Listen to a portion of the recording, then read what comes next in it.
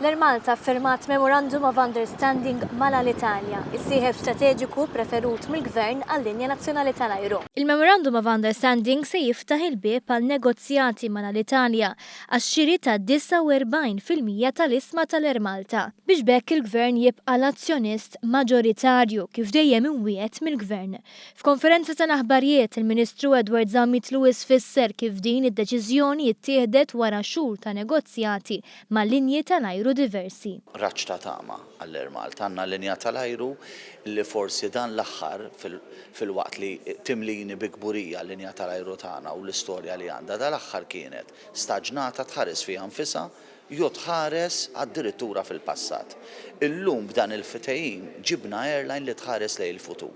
Airline li tista' tħares lejn prospetti ta' tkabbir. Huwa l-ewwel pass.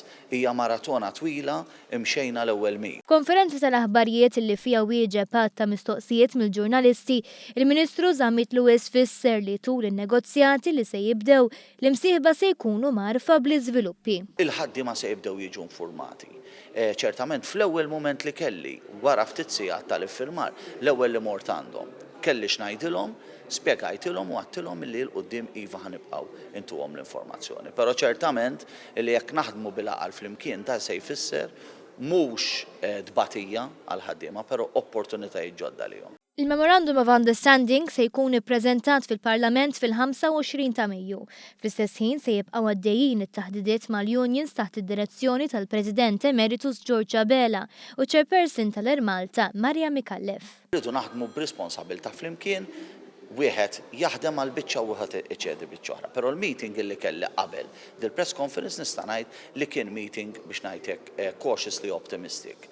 ċertu ottimizmu kawt illi wrew responsabilità jien m'għandix dubju li l-ħaddiema they will rise to the occasion u ikunu responsabbli u naslu magħhom ukoll. Intant ikkummenta wkoll il-kap eżekuttiv tal-Italja illi qal il-linja tal-ajru Taljana tinsab fit-triq it-tajba biex tagħmel profitt sa l-2017 għalhekk qed iħarsu lejn il-ġejjieni. Kramer Ball qal li l-Italja ddeċidiet li tidħol f'negozjati mal-Air Malta biex tara kif dan jidħol fit-tkabbir strateġiku u kif iż-żewġ networks jistgħu jikkomplementaw lil xulxin, partikolarment fin-naħa t'isfel tal-Italja.